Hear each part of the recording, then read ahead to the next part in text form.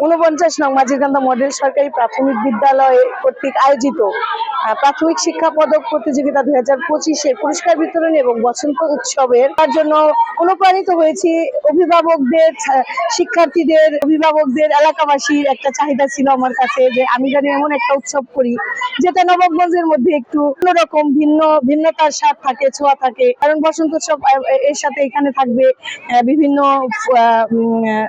পিঠাপুলির stall, সাথে ফুলের stall. আমরা গ্রাম বাংলার বৈচিত্র্যের সাথে, রূপ বৈচিত্র্যের সাথে আমরা ওদের শিক্ষার্থীদের পরিচয় করিয়ে দিতে পারি। বসন্ত উৎসব মূলত শীতের শেষ আর গরমের আগমনী বার্তায় আমরা এই বসন্ত উৎসবটি পালন করছি। আমরা অনেক পদের প্রায় 50 আইটেমের পিঠা আমরা এখানে বানিয়ে এনেছি। আমাদের এখনকার সময়ে বাচ্চারা, ছোট ছোট সোনামণিরা অনেক পিঠার সাথে পরিচিত না। আমরা সবাই কর্মব্যস্ততার কারণে সব পিঠা আমরা বাসায় বানাতে পারি না, তাই আমাদের এরকম একটা স্বল্প পরিসরে আয়োজন করেছি। স্টল হলো বসন্ত উৎসবে বিভিন্ন খাবারের স্টল থাকে, তারপর হচ্ছে ডেজার্ট আইটেম। যেহেতু সারা দিন ব্যাপী অনুষ্ঠান, সেহেতু আমরা সেদিক বিবেচনা করে সকালে কিছু খাবার আইটেম রেখেছিলাম যেটা নাস্তা হিসেবে খেতে পারতো। দুপুরে রেখেছিলাম কিছু, তার সাথে ডেজার্ট আইটেম।